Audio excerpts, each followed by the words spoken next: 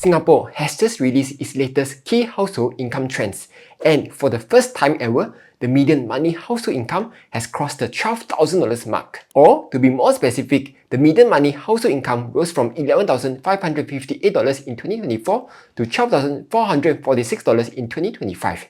That's a whopping 7.7% increase in nominal terms, or 6.8% after adjusting for inflation. As always, there are people who believe that this data was fake. But anyway, this report actually contains a lot of interesting data beyond just the median household income, such as where the income growth is coming from, how it is distributed across different households, to even how household incomes have evolved across different life stages. So let's not waste any time and let's jump right in. Now, one thing to note is that this income growth was not evenly spread across all households. In particular, the lowest 10% of resident households saw a real increase in income per household member of about 12.8%.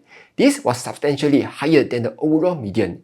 In comparison, the top 10% only experienced real income growth of around 3% per household member over the same period. But just because lower income households saw much faster growth in percentage terms, it does not mean that they are catching up in absolute terms. When you look at the numbers in dollars, the higher income households are still seeing larger absolute increases, simply because they started from a much larger base. One key difference in this year's report as compared to the previous years is how household income is defined.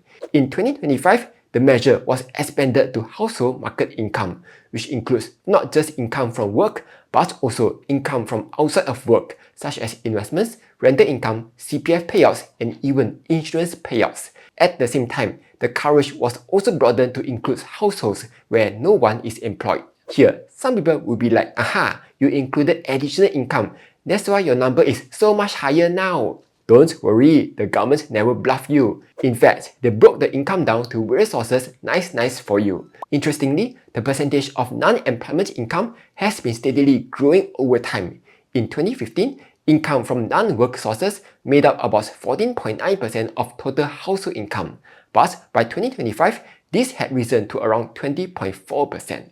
Again, this breakdown is not evenly distributed across different income deciles, because when you look at the middle income to high income households, employment income still forms around 80% of the total income. However, for households in the bottom 20%, non-employment income makes up a much larger share of total income. Why? According to the government, this is not simply because these households are poorer, but rather it is because close to 50% of households in the lowest income decile are made up of retirees or older residents aged 65 and above. As a result, many of them have little or no employment income, and instead are relying on other sources of income such as CPF payouts, investment income, annuities, or even transfers from family members. Additionally, they also highlighted that some households in the lowest income decile show signs that do not typically align with financial distress. For example, a portion of these households own a car, employ a domestic worker, or live in private property. This suggests that low employment income does not always equate to low overall income, especially for households that are asset-rich but are no longer working. Meanwhile, at the other end of the income distribution, non-employment income is also higher, but for very different reasons. Higher income households tend to have more accumulated assets, such as investments and rental properties, which can help to generate additional income on top of wages. This is also why building assets is so important, and those who invest consistently are more likely to benefit from that compounding effect. Personally, it has been over 1 year since I started doing weekly dollar cost averaging through the moomoo regular savings plan, and so far, I'm up by about 10%. What I like about moomoo is how easy it is to discover and research investments. For example, you can head over to the Markets tab, go into US, then ETFs, and you'll be able to browse through different ETFs and analyze them directly within the app. Additionally, with the ETF Compare tool, you can also compare between ETFs to see what are the differences between their performance, expense ratios, holdings, and so on. Once you have decided what you want to invest in, you can just open it, tap on the 3 dots at the bottom right, and select RSP. From there, you can set your investment account and frequency, and even choose to debit funds directly from your bank account so that everything runs automatically. New users who sign up to moomoo SG will get to earn up to $1,864 worth of welcome rewards when you fulfill the terms and conditions, which includes $100 worth of Nvidia shares exclusively for my channel. Also, moomoo is running a limited time What's Angbao during Chinese New Year period for both existing and new users, and you have a chance to get up to $888. Plus, enjoy zero commission for US, Hong Kong and Singapore stock trading. Simply follow the steps here and key in my promo code to get your exclusive reward. For more details of the promotions, do refer to the link promotion page in the description below. Next, let's look at what income inequality is like in Singapore. In 2025, Singapore's Gini coefficient for employment market income stood at 0.426 before taxes and government transfers. But once taxes and government transfers are taken into account, the Gini coefficient fell to 0.359.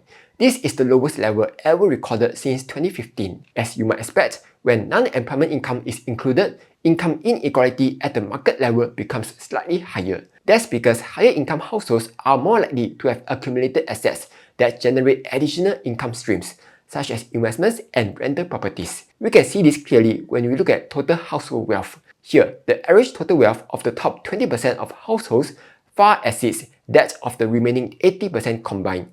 And a large part of this gap comes from the differences in property asset values, as well as holdings of other financial assets, such as investment portfolios. In fact, when we look at the composition of non-employment income, the differences becomes very clear. For households at the top of the income distribution, rental income and other investment income accounts for nearly 68% of their non-employment income. This means that most of their non-work income is generated by assets. In contrast, for households in the lowest income group, CPF interest and payouts make up about 85% of their non-employment income. In other words, non-employment income at the lower end is largely driven more by retirement and savings-related payouts rather than by income-generating assets. Now, if we compare Singapore's post-transfer income inequality with other advanced economies, Singapore does sit on the higher end. But it's not just because Singapore is an expensive country and the government is unfair. Instead, countries that have much lower Gini coefficients, such as Sweden, Denmark, and Norway, have significantly higher overall tax burdens and far more extensive redistribution. For example, Singapore's average tax-to-income ratio is only around 11%, while in countries like Finland, it is closer to 45%. So, unless we are willing to contribute substantially higher taxes across the board, it is hard to simply just compare income inequality to other countries. Case in point, while Singapore's tax burden is relatively low, the government has been actively addressing income inequality. Here, you can see that for the lowest income decile, while they were paying an average of $1,637 in taxes, they are receiving close to $15,000 in government transfers in return. That means they receive almost 9 times more in benefits than what they pay in taxes. It is only from the 8th income decile onwards that households start paying more in taxes than they receive in transfers. In fact, the highest income households pay almost as much tax as the bottom 80% of citizen households combined. But wait, didn't the government also say that some households in the lowest income deciles are not necessarily poor? Yes, that's true. But when we look at the government transfers by type of dwelling, we can see that households living in the 1 and 2 room HDB flats receive the highest amounts of government support on average, whereas those that are living in more atas homes receive less. While this might look like the wealthy people are being taxed gao and the less well-to-do are receiving a ton of benefit, if we display the taxes and transfers as a share of income, the chart would end up looking quite different. Here, we can see that the lowest income earners are paying about 29% of their annual income in taxes, which is a lot. But just before someone says give chicken wing, take away whole chicken, we can also see that the lowest income earners are receiving 271% of their annual income in government transfers, which is the highest among all citizen households. Next, let's also look at social mobility, aka whether people in Singapore are able to move up the income ladder over time. According to the government's analysis, most Singaporeans today earn more than their parents did in real terms.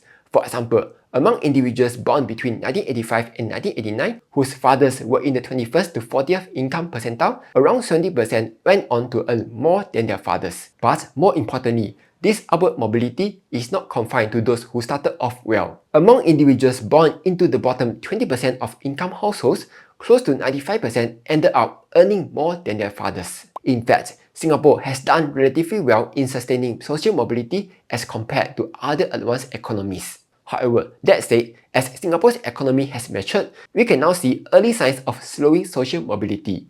This means that while most Singaporeans are still likely to earn more than their parents, the size of that leap is expected to be smaller. That's because as incomes rise across the board, it becomes harder to make large jumps up the income ladder. In that scenario, the differences in education, housing, and asset ownership would play a larger role in shaping outcomes over time. So there you have it. Those were some of the key takeaways from Singapore's latest household income data. Hope you found it useful. Like, share, and subscribe as I'll be posting new videos every week.